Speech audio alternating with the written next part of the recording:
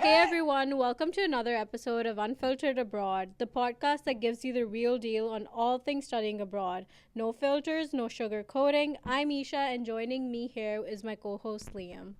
What's up, guys? I'm Liam, and so today we're here with a very super special guest, Casey, who just got back from Scotland from a semester abroad. And so she's going to be telling us about the unpredictable weather out there, as well as what the academic life was like, and kind of just giving us your experience out there. Scotland is such an iconic place, full of rich culture, amazing history, and plenty of whiskey, of course. But studying abroad isn't just about sightseeing, it's about learning to live into a new culture, pushing yourself, and growing. So let's get right into it. Casey, thank you so much for joining us today. It's a pleasure to be here. Thank you for having me. I'm super excited. Yeah, definitely. So let's kick things off. What made you choose Scotland as your study abroad destination? Was it the history, the culture, the fact that you could visit the castles on the weekend? What made Scotland really stand out? So it was definitely the castles. There's such rich history in the castles and the castle ruins. I've lived in Toronto my whole life, born and raised. So I wanted to really push myself out of my own boundaries and be outside a lot. And I know that Scotland is really known for their outdoors and being able to hike. So that's why I chose Scotland. So Scotland's got so much to offer. There's a lot of different countries out there in Europe that you kind of could have picked up on and could have went out.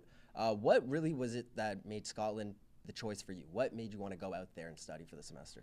So I was looking at Salford, which is in England, and I was looking at Denmark. So Denmark, I feel like, there's a language barrier a little bit, so I didn't really went towards that. And I was also looking at Austria, but also the language barrier. Yeah. But Salford didn't really necessarily have our program, so Robert Gordon was really the only one that had something so similar to ours, which was digital marketing. Yeah. So I decided to go there. Additionally, my friend was doing her semester abroad here at Humber, and she was telling me about it, and I was like, okay, I have to go now. Yeah. So she kind of swindled me in. Cool. Yeah, definitely. So let's talk about your academic experiences. A big part of studying abroad is adjusting to different teaching styles. Was the classroom experience in Scotland any different from what you're used to back in Canada?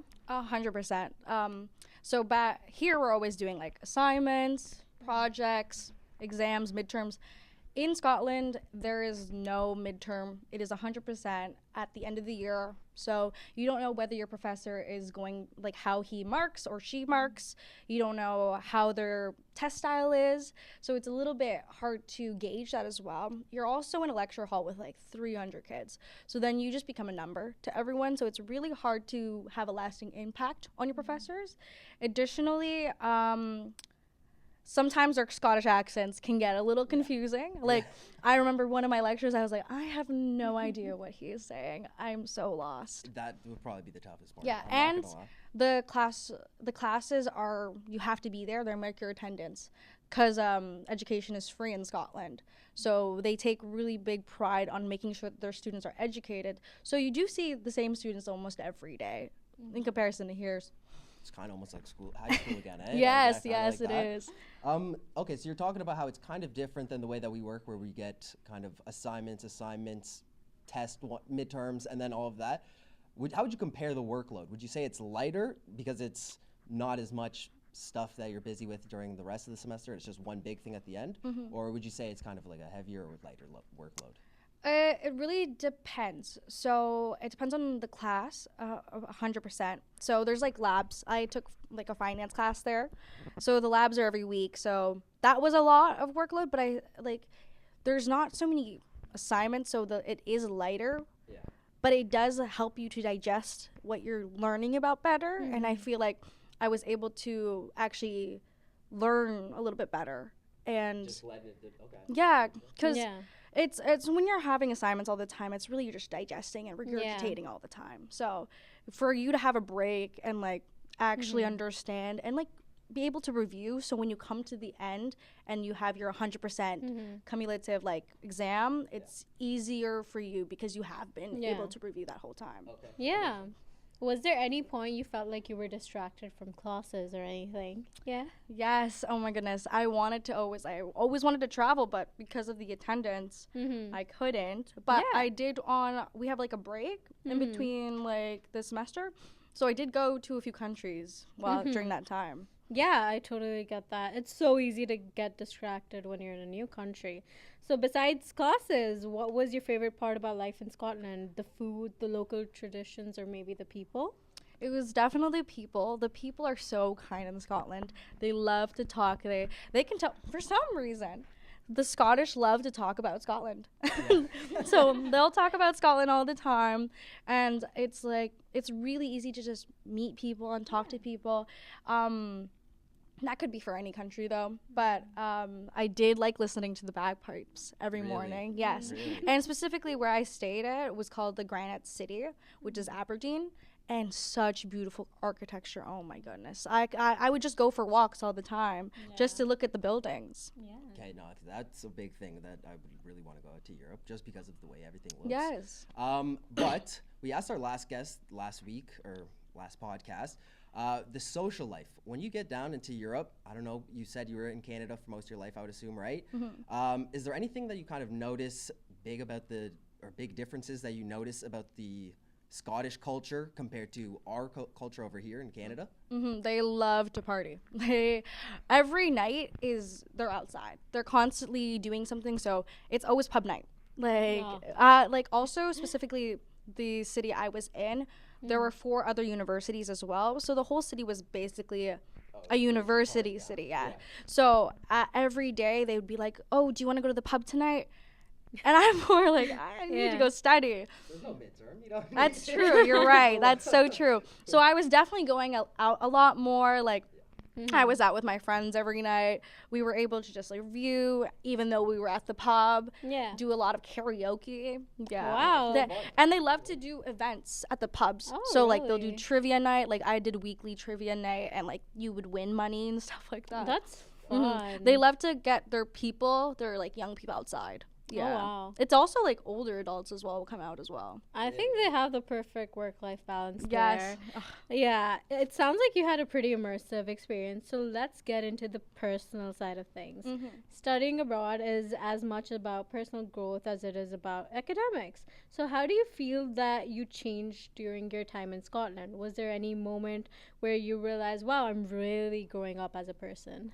Definitely. So I used to live in Ottawa. Like I did school beforehand, and I feel like that's such a different experience in comparison to you living in a different country, which I honestly have so much respect for all the international students. My parents are immigrants. So I actually told them when I like first started like living there, like no matter how many people you're exposed to and you're always like learning about different people, you will feel like some sort of like, oh my gosh, I'm like actually alone. Like I'm genuinely alone. And your family's across the world. So it's like you feel homesick. It definitely was such a humbling experience. I gained so much respect from my parents. Like I would call them and be like, I don't know how you guys did this. At least our school provided with some financial support. And my parents were there to support me also when I had money saved up. But it definitely made me mature a lot in comparison than what I am right now.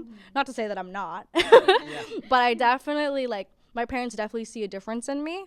They say that I've definitely grown, and not just in like adult life. It's just how I handle myself now. Okay, that makes sense. Just how you deal with some new challenges and Yes. stuff like that. Yeah, it definitely you learn to work under pressure a lot. Okay, and see, that's a good thing. So that's actually a really important aspect of studying abroad that we kind of got from Ethan last week as well. So getting to know yourself in a completely new spot, what was kind of like a certain situation that you felt, oh, I really am outside of my comfort zone. What the hell do I do? I think it was when I was meeting everyone for the first time. So when you do an exchange, well, it depends on what school you go to. They'll have like a meeting with the rest of the people abroad. So you are meeting people from like France, Italy, Germany. So I definitely was like, I think it was in the moment when I'm pretty extroverted, but it was in the moment when everyone was just speaking. and I took I felt like a out of body experience. Mm-hmm. And I was like, wow, like I'm really across the world. Everything is so different, and everything is also the same at the same time. Like everything felt familiar but very different. Like distant dream. yes, like I till this day I still I long for Scotland. I'm like like it felt like a fever dream to me. Yeah, it's a completely different experience to what you usually experience. Mm-hmm. So we know homesickness. We just talked about that briefly. Can hit hard for so many students when they're abroad. Like same here as well. So how did you manage those moments when you missed home? Like, was there a specific thing you did to stay connected with your family or friends back here? So I would try to call my parents. There's like a 6-hour difference, right? Yeah. My mom is a pretty busy person, so some days I wouldn't be able to call her. So I'd call my brother. My younger brother, he's easily available, and he loves to hear about what I was doing. So he'd call me regularly, frequently. My mom, I would just text her, be like, Mom, I'm missing you, give her a quick call my dad as well. My dad talks to me more when I was in Scotland than he does now. Yeah, he definitely would call me every day, and I hear a lot more about him when I was there. Okay, I guess we can move away from that and we can start getting into more of the travel aspect, right? Once you go to Europe, it's a lot different than when you're in Canada. It's a big mass. We only really got the States near us. When you're in Europe, when you're in Scotland, you can go to all of these different places, these other countries. Did you happen to actually go out to these? Whoa. Did you happen to actually go out to all of these different countries while you were there? Yes, I visited France. I also visited Barcelona, so Spain. I also went to Portugal. I love Portugal. Oh my goodness! If you could ever move to one place, it would be that place. Yeah, Portugal. Like they have such a relaxed lifestyle as well, but they also have it's big on not partying, but I feel like you enjoy life a lot more when you're there. Aspects a lot more. There's you can see that there's a lot of people on the streets. Yeah. And it's very relaxed. I also went to, did I say Italy? I think I did. Oh wow, that's a lot. That's actually so amazing. Yeah, and I think, of course I visited London. So I went to England. Yeah. Yeah, that was it for that though. It was a little bit hard because of being in attendance to school. You had to. Yeah, you have to be there. But I try to make the most of it. That's good. So Europe's just so close. So many weekend trips, right? But we all know that travel on a student budget is tricky.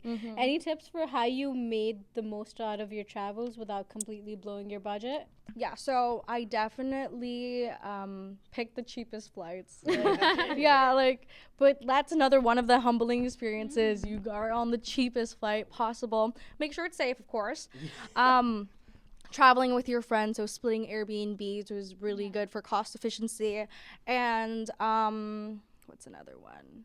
Staying in hostels. Always look at the reviews of the hostels, but hostels are where you can meet a lot of people also, not just your friends, you can also meet, usually hostels will have pubs at the bottom of it too.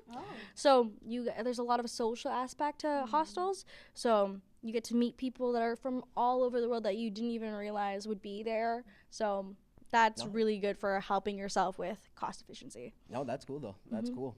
So earlier you mentioned that you were really interested in Scotland because of the natural landscape, the way that how beautiful the country actually is, right?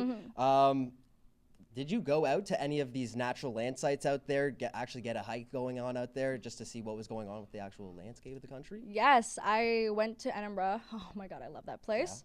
I took a 2-hour hike up Arthur's Seat. I actually I was in sneakers. I was in my Jordans.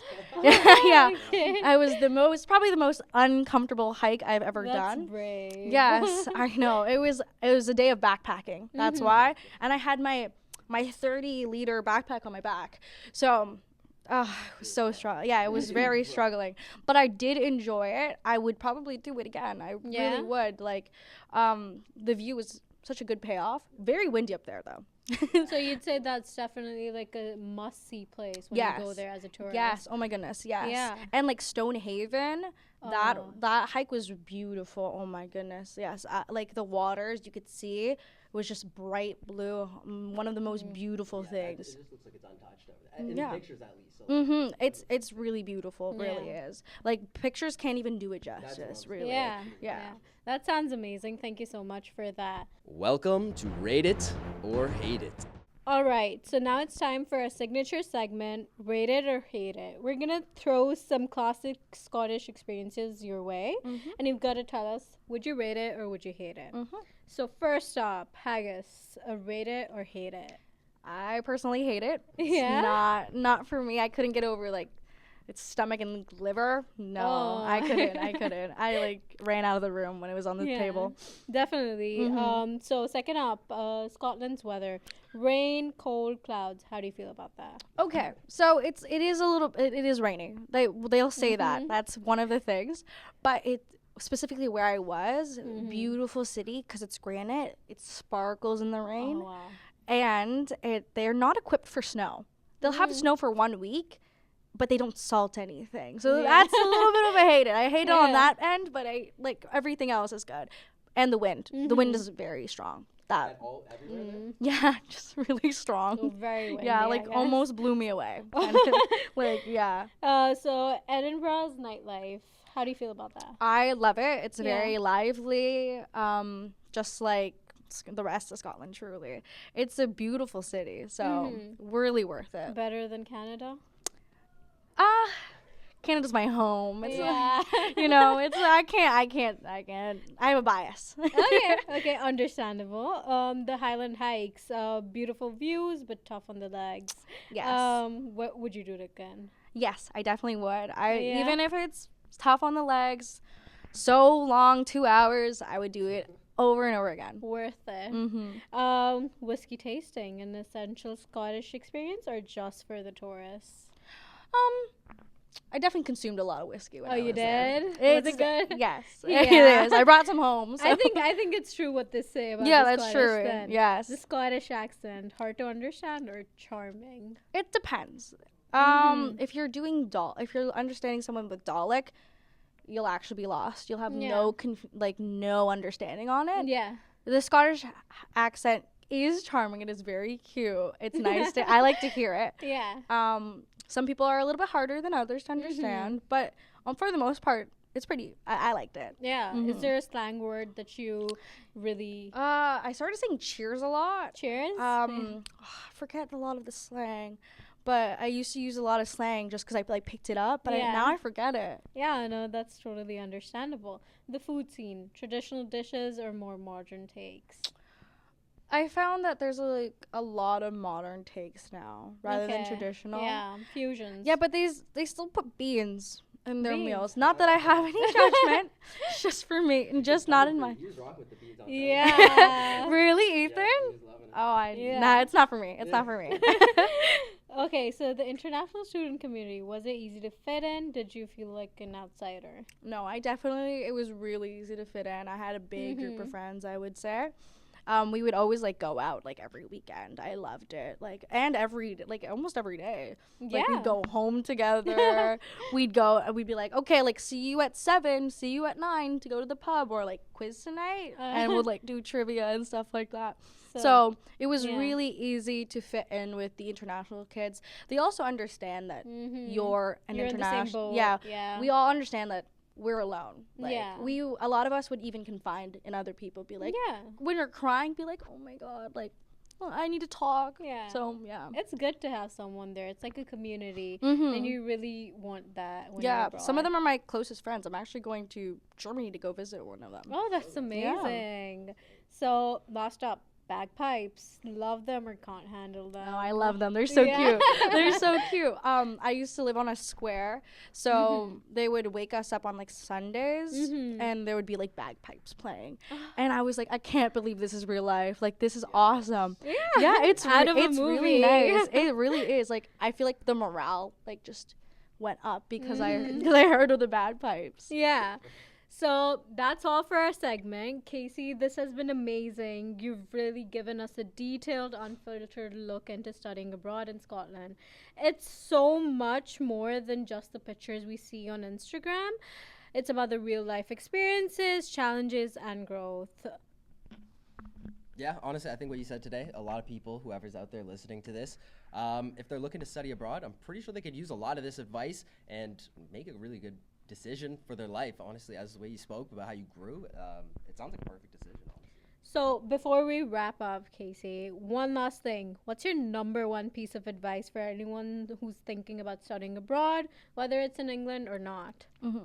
So my piece of advice is to really put yourself out there. I knew a lot of people that when they were abroad, they really couldn't just let the loneliness get to them, and really push yourself out of your own boundaries, because then you'll get to meet people, you get to learn more about yourself and learn about like the history and the country you're in. So that was great advice. Thank you for sharing. That was great advice. Thank you. And to everyone listening, thank you for joining us for today's episode of Unfiltered Abroad. We hope you enjoyed Casey's stories and feel inspired to start your own journey about studying abroad. Until next time, keep exploring and embracing the journey. Catch you later, everyone. The map, guys. Yeah. Now a quick word from our partner podcast. Welcome to the Sense and Sensibility podcast, where we teach students how to budget, where to bank, safe versus risky investments, and overall how to better their financial literacy. Learn how to make informed financial decisions from our expert guests in the different financial fields who will keep you educated and entertained on how to better your financial future. You can find us at digipod.ca. Make every cent make sense on the Sense and Sensibility podcast. See you soon.